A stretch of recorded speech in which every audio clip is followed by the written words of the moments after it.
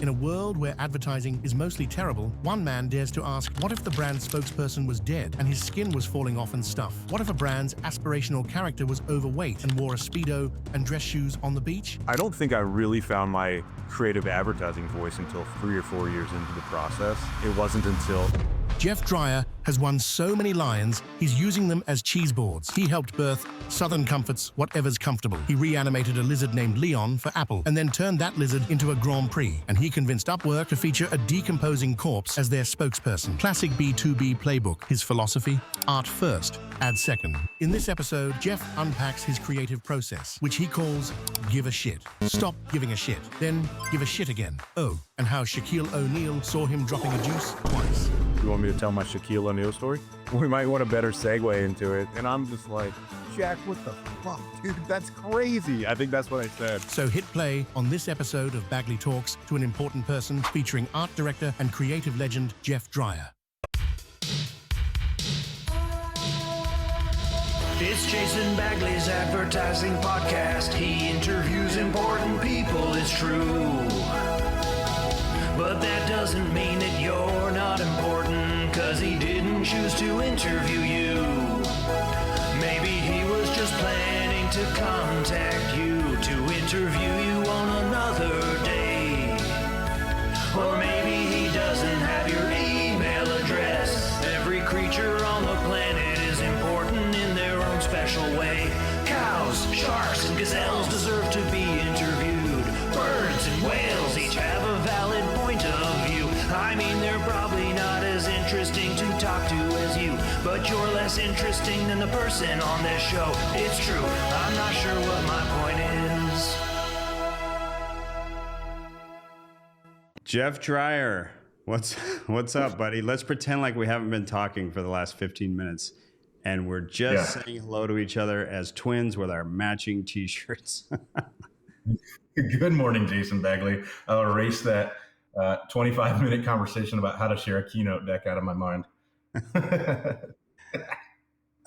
Thanks for finally being on. I've been wanting to do this for a while. This is awesome to have you. First of all, I want to start by once again thanking you for fulfilling a lifelong dream of mine of having a decomposing corpse corporate spokesperson. It's been on my bucket list for a long time, and you and Brock made my dreams come true. I want to thank you for helping us sell that through to the client, because without you, that would have clearly never happened. Sometimes I wake up in the middle of the night and can't believe that thing is out in the world. It is. Shout out to our Upwork clients for having the guts to do that. Good for them. For sure. I'm sure we're going to talk about that. Hopefully we'll show some pictures of that skin falling off. Sure. Pretty aggressive. I have had the pleasure of working with you while I was at Wieden+Kennedy, but I probably even more so after. And one of the reasons I always love working with you and constantly try to hire you, but you're never available, is you're one of the best examples of a creative who has really found their voice and leaned into it. And I think that's why your work is so interesting and so distinct. And it's a big thing that I'm constantly pushing creatives, is like, figure out what you really want to do and what you love, and kind of ignore everybody else. And have the courage to do that.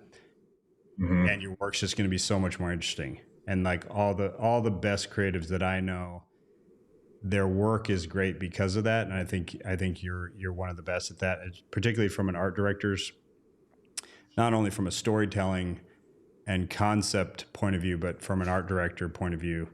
I'm excited to have you kind of share, how'd you do it? How do you do it? What's your process like? And how did you even, why don't we start out with like, how did you even come to that? Because that, believe it or not, it's kind of a revelation to a lot of creatives that they should do that.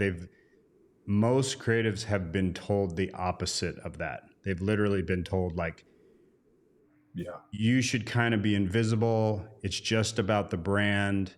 Just dial into the brand only and just make what's right for the brand, that's partially true. It's not like we don't consider the brand, but they're kind of surprised, and many of them don't find this out until many, many years into their career, this idea that no, you should bring your personality and your voice to it. So how did you kind of start doing that?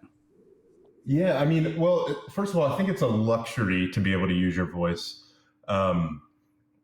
You have to sort of find it, and it might take a while. And I think being really able to use your clear voice in advertising it's a privilege, and it comes with time. But like, yeah, I'll start from the beginning. Like, so I always was interested in art and creating things and making things. And when you're a child, you don't censor yourself, right? You just make and create, and it's pure fun. And then once you sort of, if you take that to the business world or the advertising world, you start to think that you have to be like responsible, right? There's a $1 billion company whose, success is on the line because of these things you're making. But actually, they would be better served if you just did what you think and what's in your heart and what is real to you. Because at the end of the day, real humans are receiving this information, so it has to be from a real human. And I think unlocking that idea in my mind helped me unlock my voice. I don't think I really found my creative advertising voice until 3 or 4 years into the process. It wasn't until I think Southern Comfort rolled around where the perfect alignment of a brand in my ethos and my upbringing sort of aligned into this universe. And I was just allowed to do what was in my heart and in my soul, and it totally worked for them.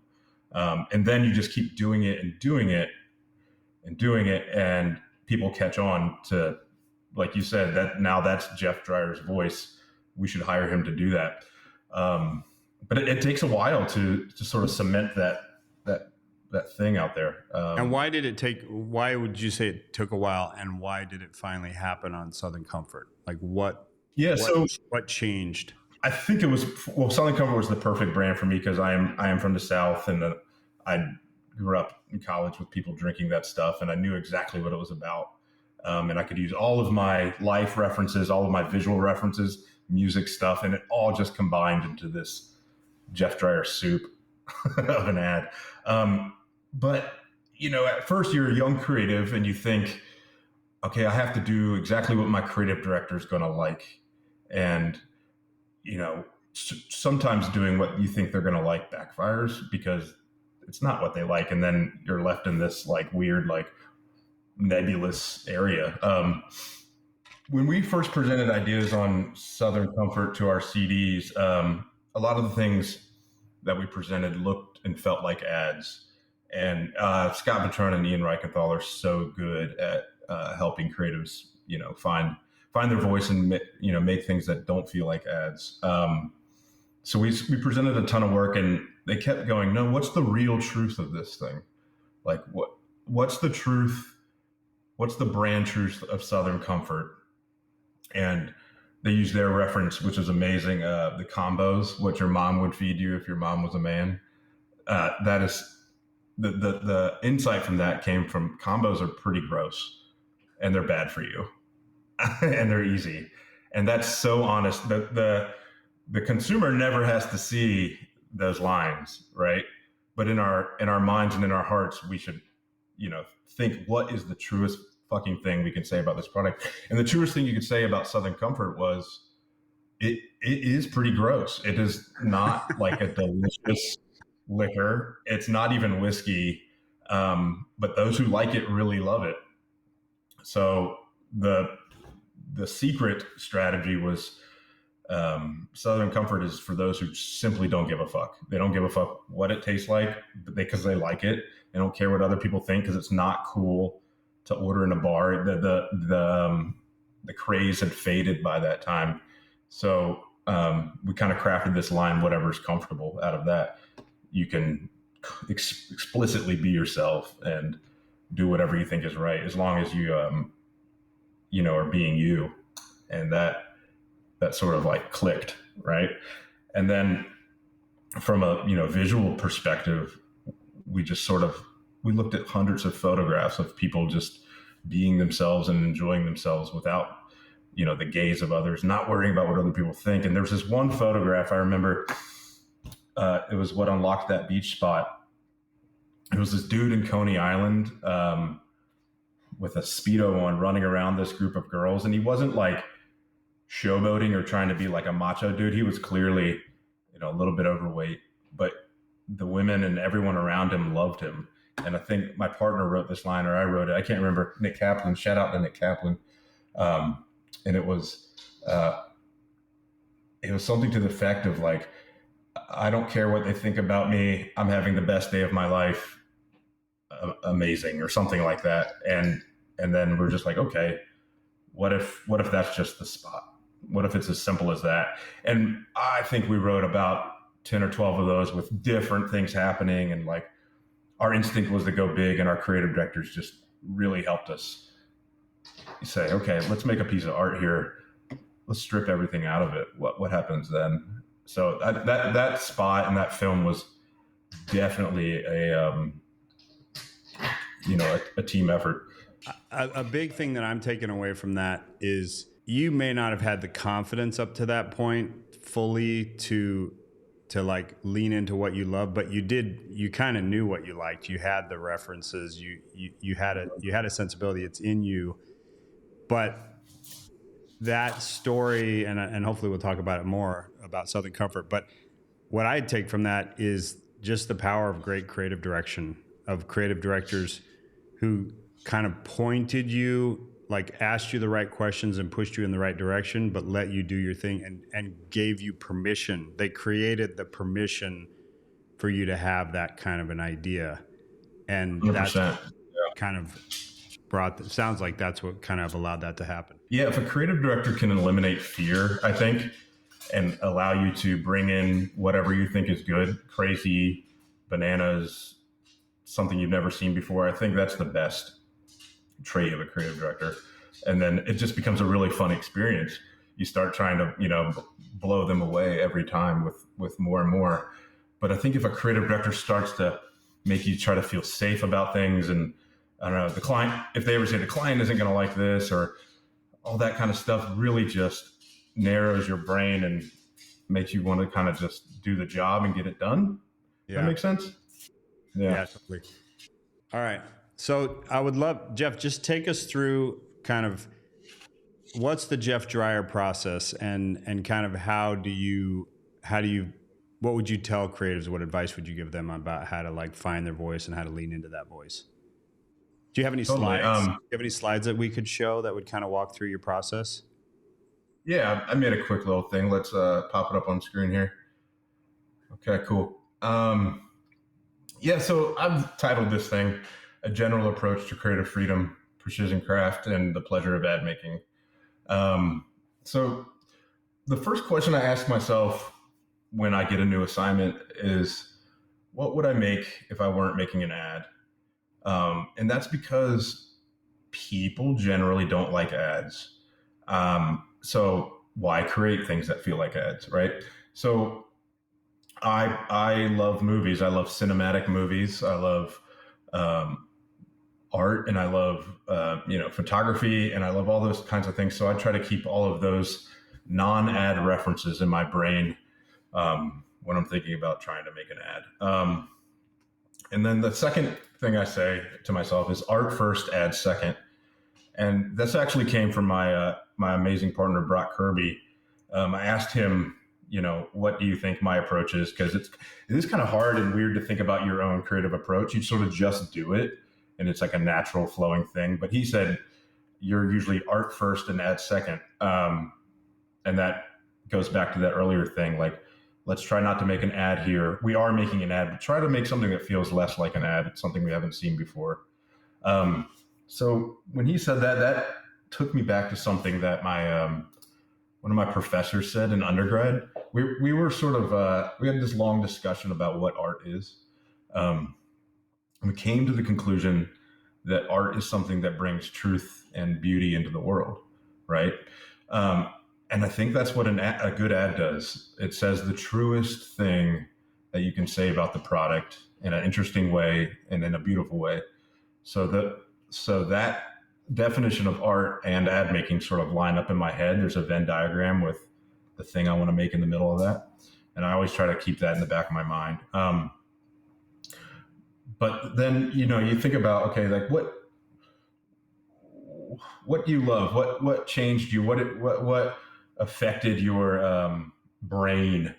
And let's try to make things like that. Like, what are the things you point to and go, okay, that's the best thing I've ever seen, or that's the best piece of art I've ever seen. That sort of becomes like your, your North Star, if you will. So this movie changed my life. The Big Lebowski. I think I was a freshman in high school, and my mom this is when Blockbuster was still a thing. She brought home a tape, and she goes, "Hey Jeff, I rented this movie about bowling. You want to watch it?" I'm like, "Yeah, of course, I'll watch anything with you." The movie's not about bowling really, but what it did do was show me that the reality of life can be so absurd, and you don't need to do anything wacky or magical or insane to highlight how absurd the reality of life is. So that sort of cemented this thing in my brain of, okay, this is what I like. And that, to me, that's absurd realism. I always try to highlight, real life things, but taken to a level where people don't, really expect it or haven't seen it before, or it's just sort of like, wow, I never saw that. I never focused in on that truth in life. That's crazy. Let's do that. And this is something that one of my CDs had said to me earlier on, is that the truth is stranger than fiction because it's not made up, right? It's, I definitely like all the, crazy, absurd Old Spice work you guys did. All that work is amazing. But for me, I think it comes out of me when it's grounded in reality. And that's just sort of the voice I lean into. I just want to jump in here because I think this is really important. Mm-hmm. I think creatives sometimes they feel a pressure, or like, I think it's just human nature, like, I don't know what it is. Like, we want to belong, or we want to be with the cool kids or whatever, but we feel a pressure to love whatever it seems like everyone else is loving. Like, yeah, if everyone loves a certain movie, but we didn't really get it, we're tempted to be like, oh yeah, that was awesome. But we are like, there's a musical artist, or there's an ad, or there's a whatever. And I think one of the really important things about finding your voice, which you just talked about, is you have to learn to be really honest with yourself about what do you love the most. It's not that you don't like, you like Old Spice campaigns, but you recognize that's not the pinnacle for you. It's not necessarily your bullseye of what you would love the most. You can appreciate it, and I think that's important, because if you don't overcome that, if you don't learn to be really honest and like honestly get to know yourself, because sometimes that's the hardest part, is you don't know what you love the most. You're like, well, I love all 100%. these. I love so many different things.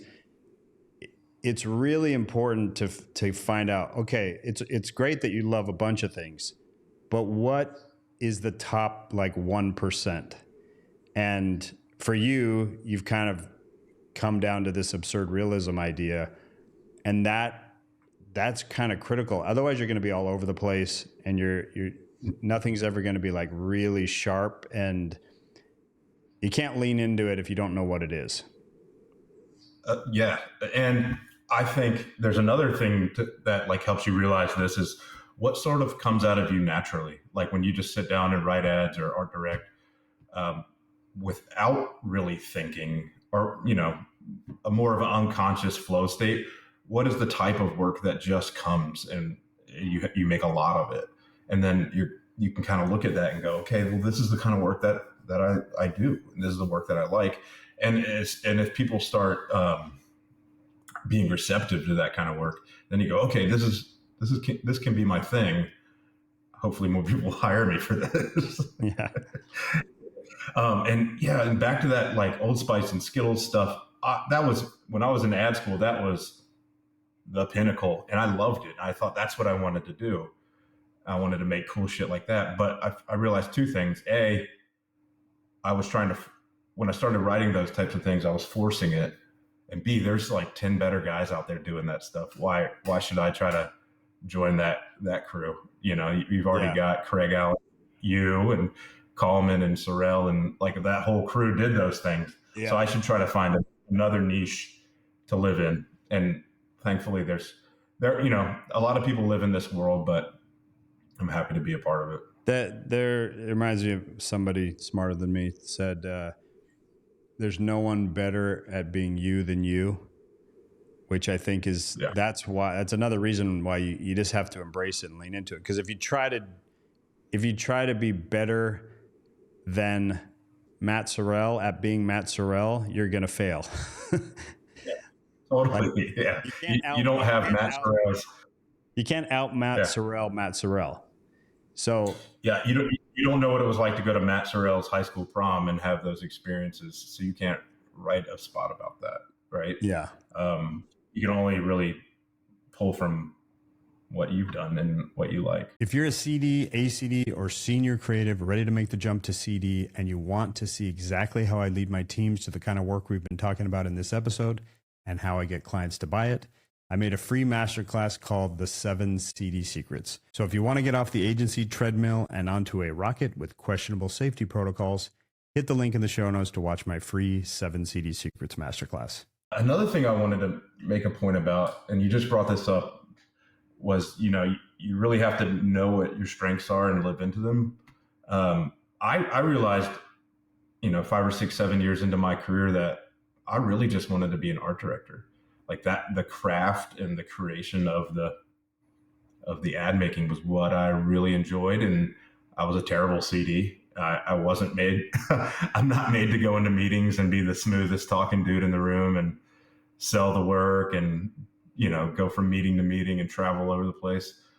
Like I was created to sit in a little room and craft my brains out until it's time to be done and then do it again the next day. Yeah. And I think once you realize that and own that and stop trying to do the other thing that, society or whatever wants you to do, then you really just have some fun. Yeah. That's so good. That's so liberating to discover that and to just embrace it. And I see so much misery from people who felt like they need, like, because you feel this pressure from the industry, like, well, I'm a loser if I don't become a CD at some point. And then from there, it's like, well, then I'm a loser if I don't become an executive creative director or a CCO. And so many people then take those jobs and are miserable.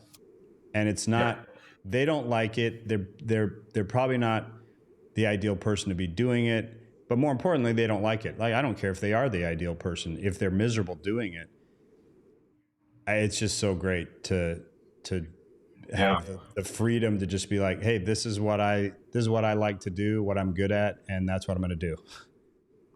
I think you're a loser if you're unhappy, and not if you're not an ECD of global, worldwide, executive, whatever. Like, there are people that are great at that job, and that is not me. I'll never forget Jim Lasser took me to lunch one day, and I thought we were just going to lunch, and we sat down and we ordered our food. Shout out to Jim Lasser, by the way, amazing guy. And he goes, "Look, Jeff, you're a terrible presenter." And I go, "I know, dude. I fucking know. It's not something I'm good at." He's like, "Well, if you want to be a CD, you got to get better at this." And I go, well, I'll try to get better, but I don't think I want to be a CD if that's it. It's like, and Jim was a lawyer, and he took me through a couple of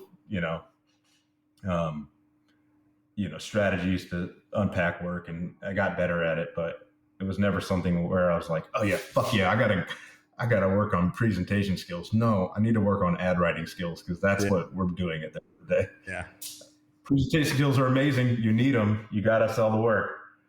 Yeah. But for me, it's always. And Jim was right. If you want to be a CD, you have to know how to do that. But you don't have to. I thought you were going to say, and Jim was right. You're a terrible presenter. I am, man. No. It's just. You and I presented at some big time meetings. I thought you did great. You just got to do your thing and be yourself, and if they like it, great. Because you can't force it. But yeah. Well, anyways, so a more tactical thing, getting back into this deck, a more tactical thing that I can offer advice to, and I think every art director that's come on your podcast has said the same thing, but it's true. Collect reference. And that's something David Kolbush imposed upon me. Watch as many movies as you can, look at as much photography as you can, listen to as much music as you can, just have a brain soup of media and things you like. So when the time comes to make an ad, you can pull upon those things and combine those things and make something new. Without reference, there's two films that would have never happened. The first is the Southern Comfort Beach film that I had the pleasure of being a part of. And that beach guy in the Speedo came from a Martin Parr photograph of this dude in Brazil showering under a outdoor beach shower. And he just looks like he's the most confident dude in the world. And we go, okay, is that a spot? Is that a film? Let's try. Let's see. And then to sell that thing, people much smarter than me helped us come up with the idea to put a rip video together of Saturday Night Fever, stuff from the Matador, of just guys walking, just being the most confident person in the world walking. And a brave client bought that film, and the rest is history, I guess they say. And then the next film that came from a piece of reference that you and I had the extreme pleasure of working on together was the Upwork Dead Guy campaign. There's this pencil drawing by Eric Yonker called Hit It and Quit It, of James Brown in his casket with a microphone lying there about to come alive. And I mean, it's just such a powerful piece of work. And we kind of just said, okay, well, what if this is the film? What if it's a dead guy, a dead CEO coming back to life? All right, let's write that. Let's, Brock Kirby, you write the song, and we'll make that thing. By the way, it's not the first time that you guys have brought me this reference, and we've tried, and I've tried very hard to sell it. Like not the same idea as the Upwork campaign, but I've definitely seen you guys present this reference several times, and with other great spots that we tried to sell, and Upwork was finally the one that let us do something. I won't mention the brand, but I remember another fantastic spot that I still would be dying to make, where you guys had this reference. And I believe it was for auto insurance. And so maybe they got a little cold feet on that one, but shout out to Upwork for being brave enough to launch this thing. I mean, what a brave CMO to say, yeah, let's put the decrepit dead guy with skin falling off his body on air to represent our brand. And but it's actually not that brave, because it shot their business up a ton, I think. Yeah, the reason that Melissa, the CMO, who's fantastic, and the rest of the team there, but I think the reason, and this speaks to how to sell, one of the things about selling great work is that it might seem crazy, and it was crazy, but it was actually super smart. It was like strategically so dialed in to what they needed to say and what they wanted to say and how to stand out. And so that's how you sell crazy work. I mean, one of the ways that you sell crazy work is make sure that it's crazy smart. And that the funny story about this shoot, which we did in Portugal, which was I have to say, one of the best and easiest shoots I've ever been on in my life. Like most shoots are pretty aggressive, and they're long, sometimes miserable days. And this was fantastic, and everything went well, except that our actor, who we'd gone through tons of casting to find just the right guy and so much back and forth with the director, and finally got this guy who was perfect. He got sick. He got really sick like a couple days into the shoot, and we didn't know if he had COVID, and I don't even want to say if we ever found out if he had COVID because I don't remember. But basically the whole thing could have just gone up in smoke because we had like 4 more days of shooting. And this guy was amazing, had the best attitude, was like so hardworking, and it came down to him, like, what do you want to do?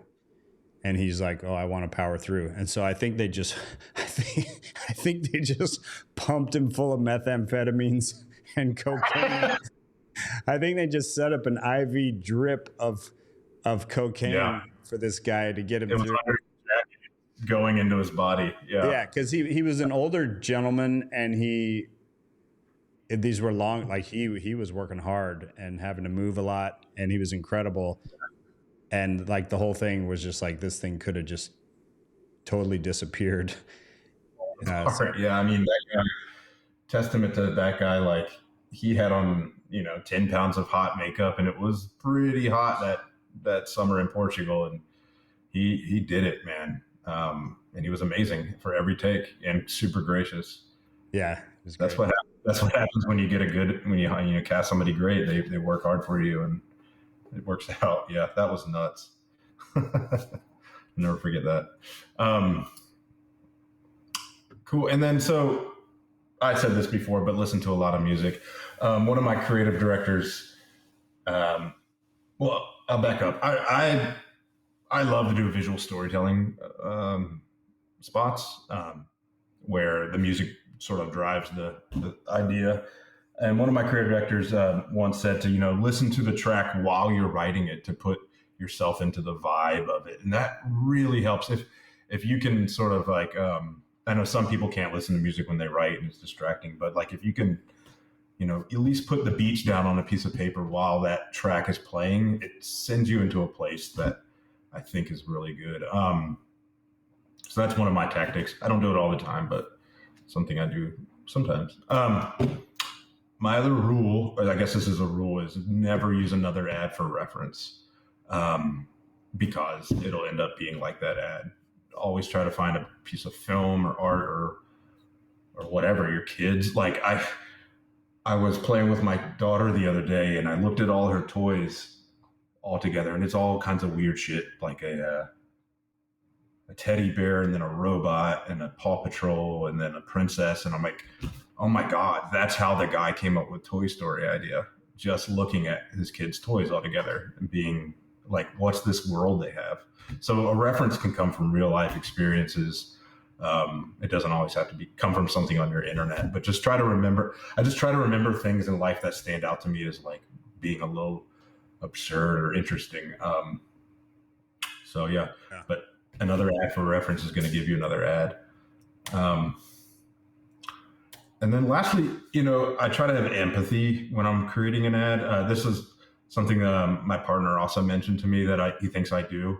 I didn't think about this on my own, but Brock said, you always sort of put yourself in.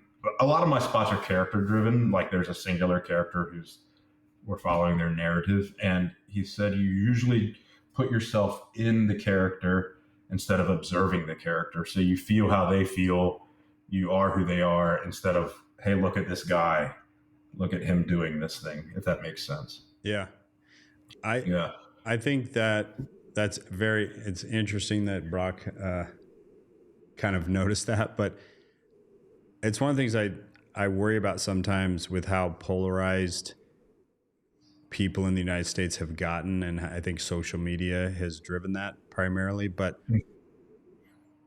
one of the really detrimental things to creativity, I think, is how it destroys empathy, and how so many people have become so polarized that not only do they not agree with people on the other side of the political spectrum, but they dehumanize them.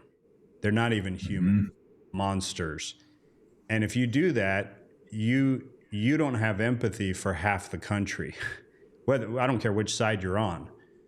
And that's just not good for creativity, because there's so many interesting characters all across the spectrum.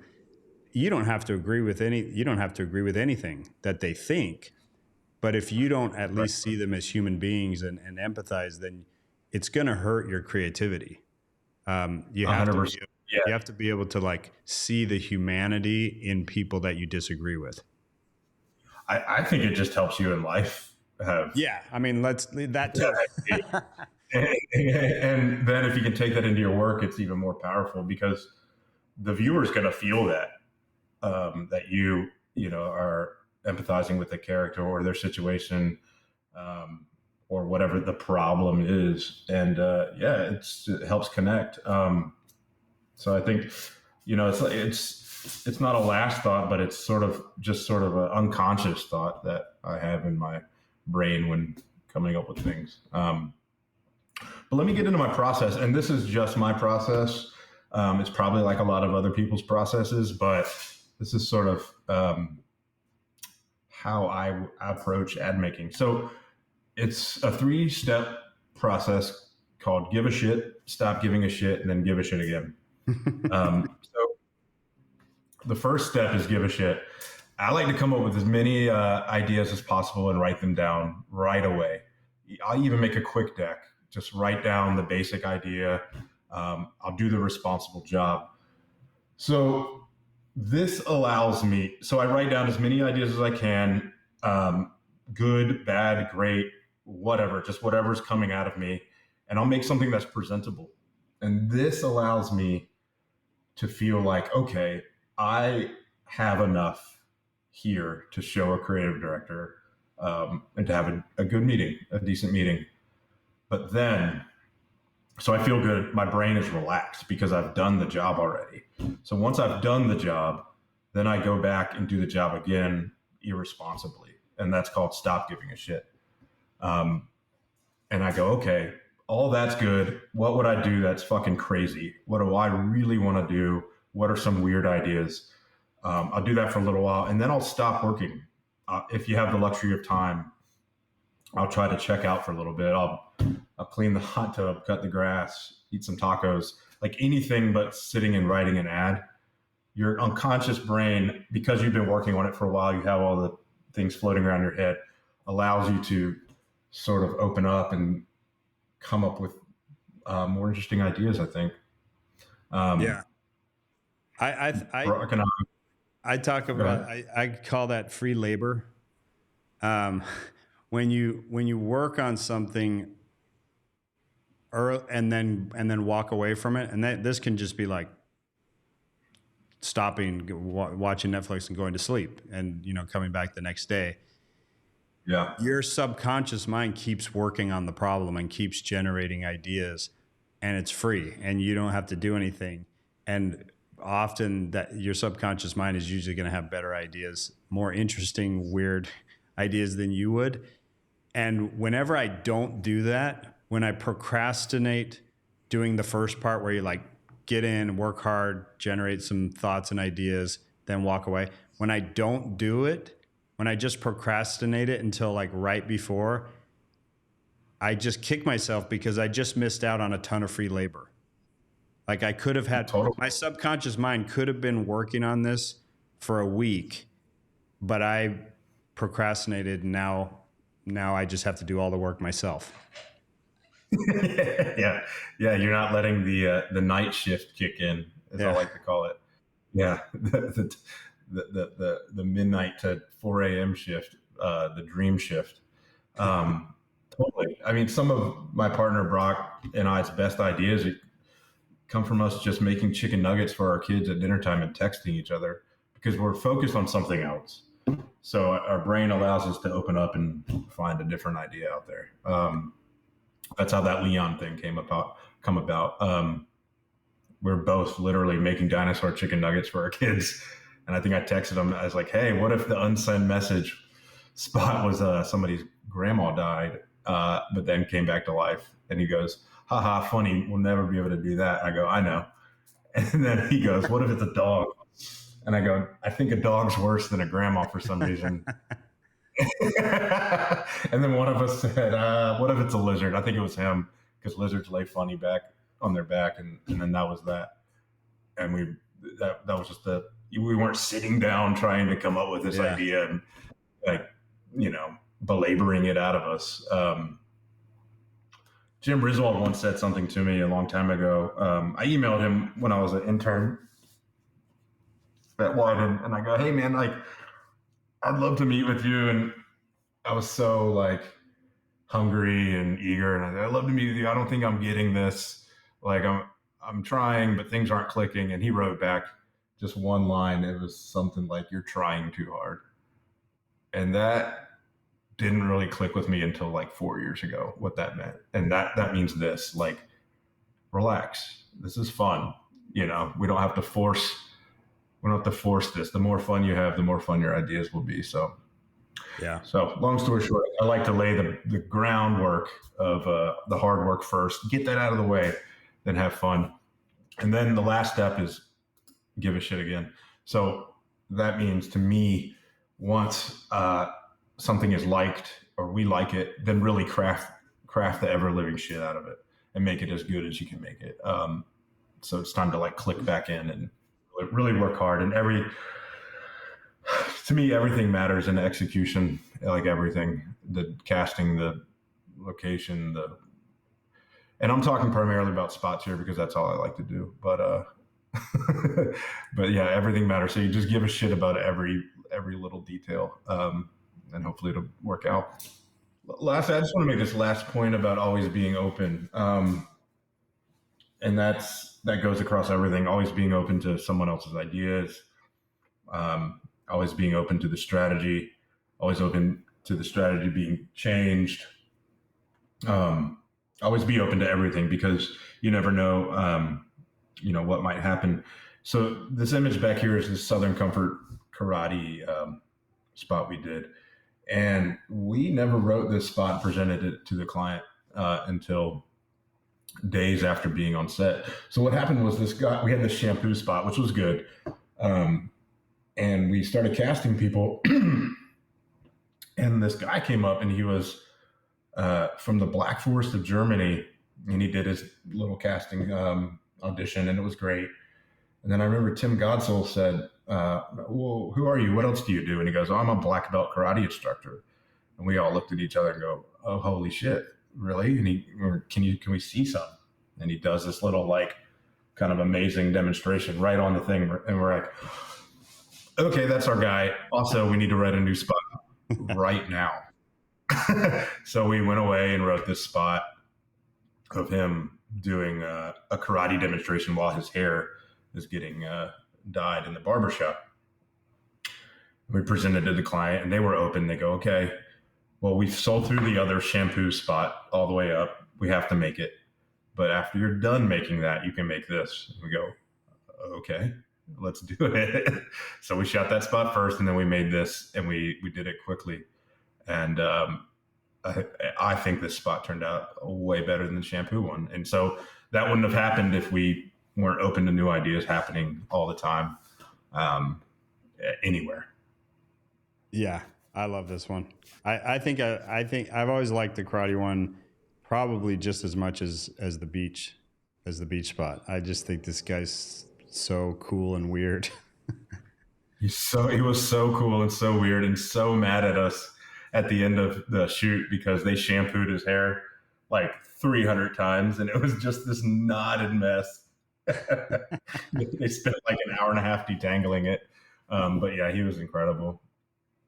And yeah, this was so fun to make. Like every bit of this, going back to my voice, was something that I pulled from personal experience. Like all the photos on the back of the mirror, my parents, and all of the we did all the type and everything on every shampoo bottle. It was just, opening up my heart and letting it spill out into this thing. It was so fun.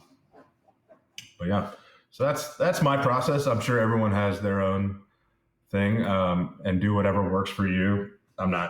This isn't like a Bible or anything, but this is just how I kind of go about it. That's awesome. Thank you for sharing. That's so cool. You've done so much work I'm jealous of, and a couple things I'm not jealous of because we did it together. Everything that we didn't do together, I'm jealous of that you've made, Jeff. So one of the things that creatives have questions about is like, okay, you're leaning into your voice. That's all fine and good if you are able to, if you get put on Old Spice and that happens to be your voice, or if you get put on Southern Comfort and that's like right in your bullseye. But what do you do for all the times that it's not like right in your sweet spot, and doing exactly like with no handcuffs on, being able to do exactly what you would want to do would actually not be right for that brand? How do you approach that type of situation? No, I don't think a creative should ever just always do exactly the thing that like they want to do and no one else is going to like. Like you do have a job, right? And there are people employing you, and this is a team effort. So you don't want to like fuck everyone's day up, right? And make them stay super late. So you do sort of need to meet in the middle. But one of the best tactics I've found is to present to your creative directors, especially early on. If it's like, let's say somebody put me on Walgreens, right? I would present the stuff that I think would be good for Walgreens and sell, but I'd also include stuff that I wanted to make that I like. And 9 times out of 10, the creative director or the client or the account team isn't going to put that work forward. But at least the creative director knows, hey, this is what this guy likes to do. So the next time an opportunity opens up on something that makes more sense, at least he knows or she knows, hey, this guy does this kind of work, or this gal does this kind of work. Let's put them on that, because that'll be a really better fit for them. So they have a reference for what you can do. So it's a balance. So for the work that you present, that's not like exactly what you want to do for Walgreens in this case, you're still bringing some of your voice to that. Like you're not presenting stuff that you would hate to make or that you would be horrified to make. So totally talk about that process. Like, even if it's not like exactly what you'd want to make, how do you go about putting something forward that you think is right for the brand, but that you would still? Yeah. I think it just ultimately comes down to a really good idea, right? And if your idea is strong and you can kind of make it look like you want to make it and cast it how you like, you think is right, then hopefully it can be something that you don't dread putting out in the world. Yeah. If there's a good idea, then that usually is good enough, right? Walgreens, and no diss to Walgreens, amazing company, amazing prescription drugs and candy, but this is not. I'm just using the example as a tone. It's not something that I would, present a dead guy coming out of a corpse to, or maybe I would. That would be really good. But I think you just have to try to infuse as much of you as you can into it until a creative director or somebody along the line says, okay, this isn't going to work this way. And you do need to do your job unless you're senior enough where you're willing to get fired. And that's a pretty good place to be in. I don't think I mean, right now the advertising industry and market is in a weird place. So I'm not suggesting anybody go try to get fired. That's a bad idea. Take care of yourself first. But but you should make work like you don't care if they bring you back on it again, if you can. Let's get totally off topic and talk about crazy production stories or celebrity stories or production stories. What are some things that have happened to you on set? Oh man, I mean, being on set is the funnest thing in the world. It's like blue collar meets I don't know what creatives are, green collar or something, but it's hard work and it's labor and it's also creativity, and that those two things together are the best. I mean, crazy shit always happens on set. One time we were shooting an NBA 2K spot down in Atlanta in a studio with Shaquille O'Neal. It was a Shaq and Kobe spot. We had to shoot them two separately because they were in different locations. Anyways, we're all set up. It was Neil Brennan was the director. You know Neil from Chappelle Show and all that. Hilarious dude. But the whole thing's set up. Neil is working over there, and the AD comes out to everyone and goes, "All right, everybody, Shaq will be here in like 30 minutes. Everybody do what they need to do, and we'll start shooting in 30." I'm like, hell yeah, I have to go to the bathroom really bad. So I go into the bathroom. I have to go number 2. And I sit on the stall. And I'm like, perfect. I got 30 minutes. I can take my time. And I'm looking on my phone. And I look down. And in walks the biggest shoe I've ever seen in my life. Right next to me. Just a size 28 shoe on like brown tile. Everything's brown. It was the best picture I was going to take in my entire life. So I got my phone out. And this is mid poop, by the way. Like there's poop in the toilet bowl. And I get my phone out and I go to take a picture. It's Shaquille O'Neal. I'm going to frame this, right? And all of a sudden Shaq looks over the stall divider because he's 7'3". He doesn't need to peek over, and he just looks down at me while I'm taking a poop and goes, bum, bum, bum, bum. And I'm like, what? This is the craziest experience of my entire life. I'm naked. There's poop in the toilet. And Shaquille O'Neal is looking at me in the eyes. And he thought it was so damn funny. And I'm just like, Shaq, what the fuck, dude? That's crazy. I think that's what I said. And he just starts laughing. I'm like, oh my God, I still have like a lot more poop. Right? And I'm like, it's nuts, dude. I'm like, I don't know which way is up at this point. I'm not embarrassed. I immediately think to myself, oh my God, this is probably the best thing that's ever happened to me story-wise. Anyway, I try to take another picture and he looks over again. He goes, bum, bum, bum, bum. Gotcha. And he walks out. He's done using the urinal.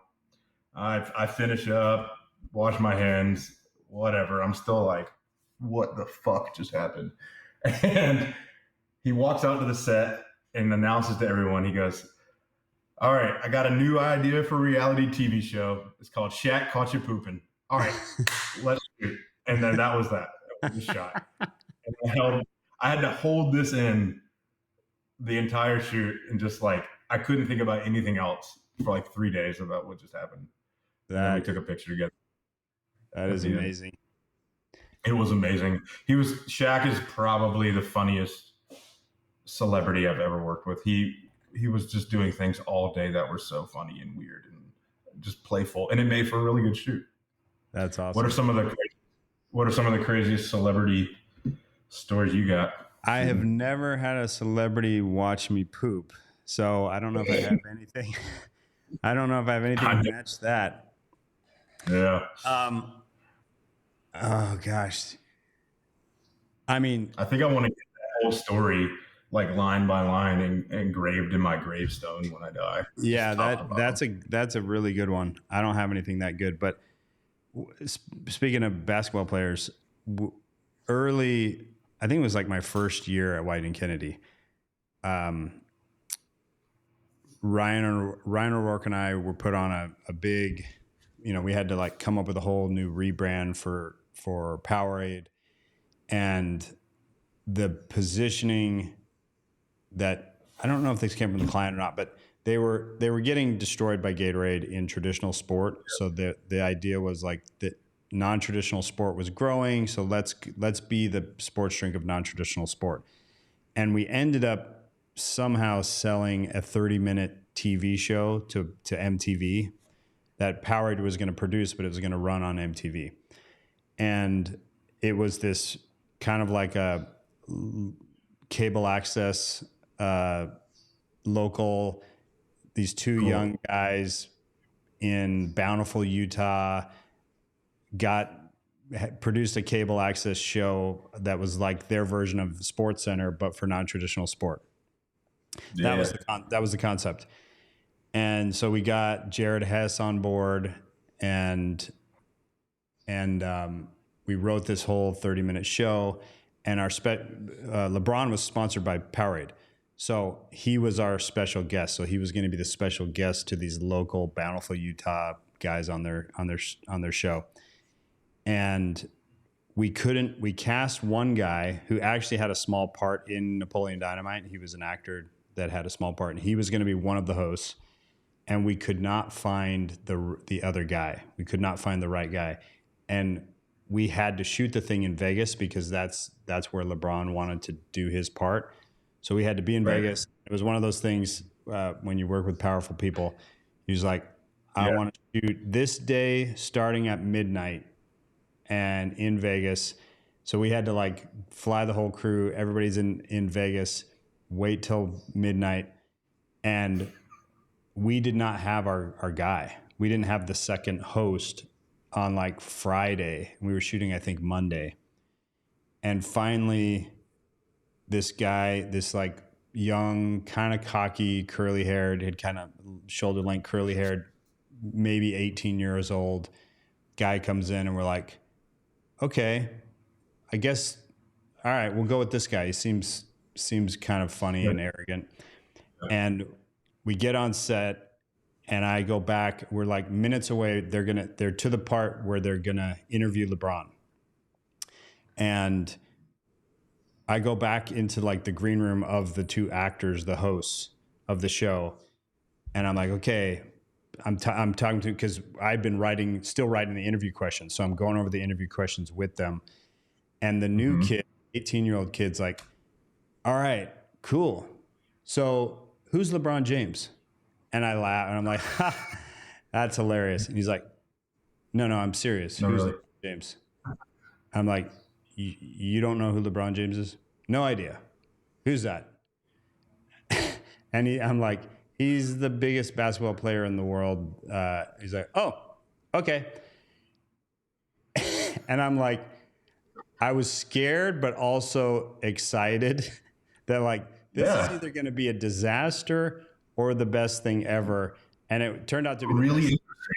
It turned out to be the best thing ever, because he did not care at all that it was LeBron. He wasn't intimidated. He was like a little bit disrespectful, but in a funny way. And that's perfect. He wasn't nervous about it or anything. no, he he just wasn't nervous at all, because he just didn't care at all. And great. Yeah, Blessing and a curse. Huh? and we hadn't given LeBron any of the questions, any of the interview questions. So it was like a real interview, which turned out super funny. And LeBron, to his credit, he just treated it like an interview. Like one of the questions was, all right, let's just play make-believe for a second. Just imagine you wake up tomorrow and you've got $1 million. What are you going to do with that money? And LeBron's like, I've had many millions of dollars for many years. And the kid's like, the kid just laughed. He immediately is like, ha, yeah. So no, seriously though, if you had $1 million, what would you do? Perfect. That's great. Yeah. So good. Oh, and on that same shoot, because we shot so late, I was still writing when they were doing dinner, craft services. So I didn't eat. And we're shooting till like 2:30 in the morning. At some point, I'm just starving to death. And I'm like, I got to get some food. And the only food that there was back in LeBron's green room. There was like a custom basket, like all the foods that LeBron had custom requested. It's only his room. It's a small room. It's not for anybody else. It's just him. I'm like, he hasn't touched it. He hasn't even been in there. It's 2:30. He's not going to eat any of this food. I'm starving to death. I'm like, I'm going to get LeBron's food. I go in there. I just start grabbing stuff. I have like an armful of stuff. Like a ham. Like a honey baked ham. I turn around to exit the door, and LeBron is blocking the door. Blocking my exit as I have an armful of his his food. And what did he say?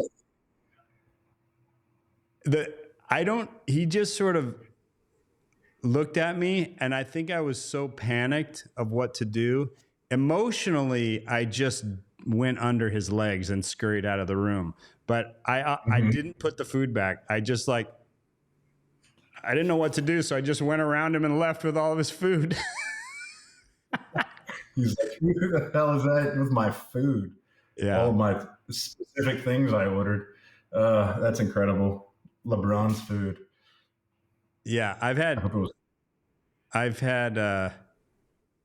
generally found that big athletes are a little different. Athletes are kind of a crapshoot. As to whether they're like cool and nice and respectful or whether they're kind of jerks. But I've generally found that professional actors, the big stars, in my experience, are really nice and really professional and cool. Totally. And if you're gonna run into an actor that's more of a diva and kind of a jerk, they're usually like B-level. They're not quite the top. They're like up and coming. I think I know there's exceptions to this, but most of the really big ones, like they're pros and they've been around it enough that they know, like, you treat everybody with respect, you treat the crew with respect, and they're usually pretty nice and kind of great. They seem to appreciate what they have, and which is always cool to see. And they've realized shooting a 30-second or 60-second commercial is so much easier than being gone for 10 months in Bangladesh shooting a new like thriller movie or whatever. Like, oh, we can get this done in a day. Great, let's just do it. Yeah, it's so much easier. We had, it's usually way more money than even the big actors are used to making, like, per day. Yeah, to do a commercial, it's like great money for them. We had William H. Macy in a Samsung spot, and we needed a celebrity, and we didn't. Another one where we didn't have the celebrity. We were shooting on Monday, we didn't have anyone. I think by Thursday night we still didn't have anybody. And so they were just reaching out to everybody, and William H. Macy was on our list. It had to be like a really good respect. They needed to be known as like a top actor. Yeah. And so they reached out to William H. Macy, and his agent got back to him and says he wraps his current project Sunday night, and he starts his next project Tuesday morning. So your timing is perfect. You can get him on Monday, and he made $1 million for about 6 hours of work. Was that the Matt Asselton spot with Lil Wayne and everything? Yeah, it was that campaign. Yeah, so good. Yeah, he was awesome. He was like such a phenomenal actor. So good. Yeah. I've never worked with a giant like celebrity, but a ton of athletes. And overall, they've all been amazing. The NASCAR guys were some of my favorite. Most athletes have a hard out, and you got to respect it. And we went over to those guys, and again, shout out to Matt Asselton, another spot he directed. We went over to those guys and we're like, hey, we're wrapping here. You're wrapped. And they're like, did we get it? You guys like everything? And we're like, yeah, we got it. You kind of make it work. And they go, no, let's really get it. Let's really do this. I'll tell my agent, we're good. Let's stay. And they would come back and look at his monitor, look at their performances. All of them were like this. It was really cool. They just got into it. They wanted to work hard, and it was like sort of like a blue collar ethos they all had. Yeah. It's like, let's get her done. And everyone's like, well, fuck yeah, let's do it. Great. I shot Coach K once. This is the last one. It was for NBA 2K spot. He was supposed to give us 2 hours. It was for this big spot with like all of them. Jimmy Butler, Karl Anthony Towns, Kevin Durant was in it. Andre Drummond, everybody. Coach K was supposed to be in it, and he was supposed to give us 2 hours, but he left after 30 minutes. It was a spot I was directing with my partner, Andrew Jasperson at the time. And we looked around and we're like, okay, well, we just shot a few things, but like, where's Coach K? We need him back on set. And everyone's like, oh, he bounced. He's out. We're like, okay, well, guess what? We're going to turn you into a hologram. And in post, we took the footage we had of him because it wasn't usable and turned him into a hologram and then like glitched it all up and like made him just this like 3D tech thing that looked like Tron. And it worked out because we couldn't use anything else. So that goes back to that being open thing, right? Like, did he think if it's not working? Did he just not understand that he wasn't done, or was? Yeah, he didn't care. I mean, he's Coach K. He was coaching the men's Olympic basketball team. That's what they were all in Vegas at the time for that. He's like, I got other shit to do. Like, yeah, I got gold medals to win.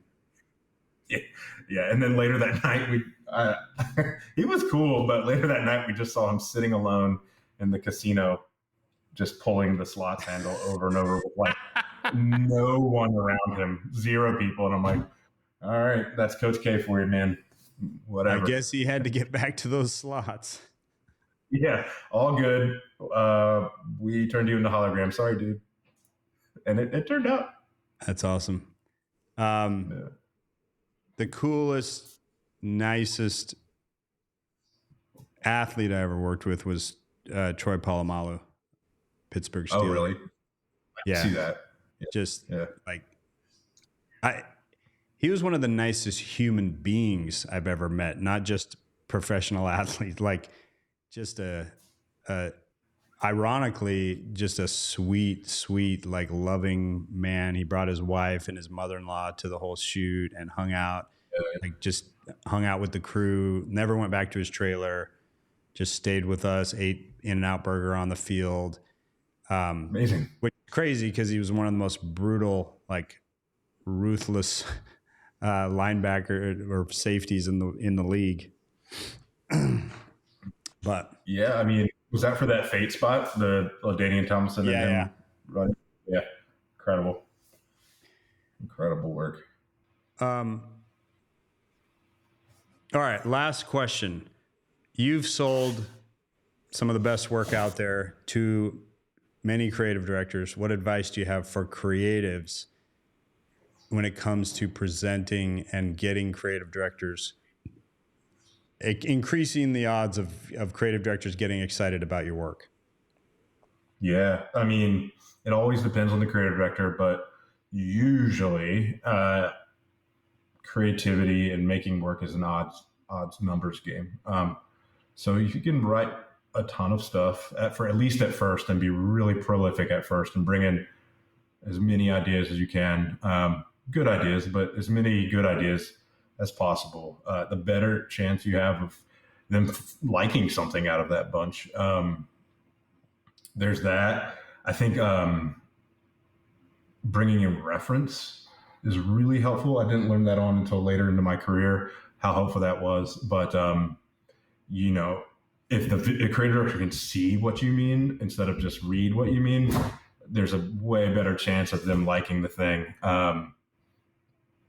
And then lastly, setting up the idea, like setting up the idea. So, you have the idea of, and I'm just talking about scripts here as an example, but you have the idea of the script in your head.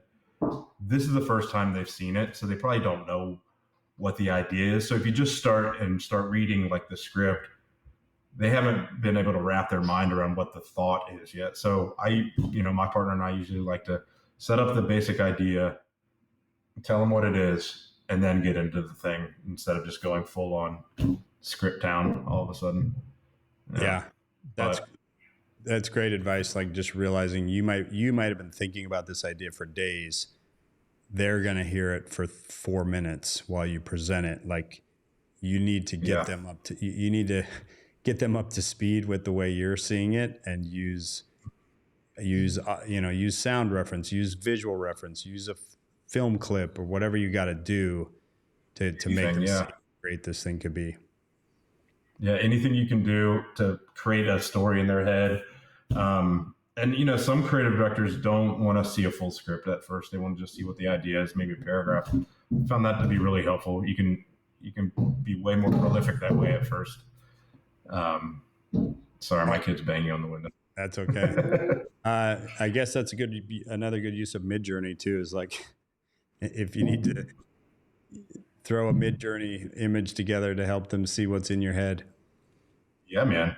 At least one good keyframe. They're like, okay, this is cool. I see what you're after. People are visually oriented. They just are by human nature. So they look at the image first, then read the words. Sometimes they never read the words. You picked the right career.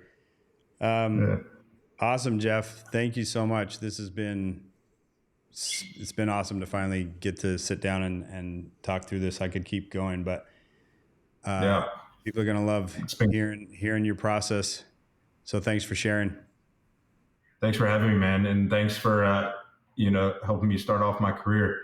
You were one of my first CDs when I was a lowly intern there at Wieden+Kennedy 14 years ago, sitting in the bathroom next to the hallway. And we would just bring you ideas, you and Baldwin, and you would laugh at the good ones and not talk about the student has become the master. You're amazing. Oh man, so are you. Hopefully we can work together soon. Yeah, let's pretend like we're saying goodbye, and then we'll continue to talk for a minute after we say goodbye. Bye, Jeff. Okay. Great to see you. Bye, Jason. So good to see you as always. I hope you enjoyed this episode. And if you want to go deeper on the exact system I use as a CD to consistently help my teams generate great work and get clients to approve it, you can check out my free masterclass, The 7 CD Secrets. Links in the show notes.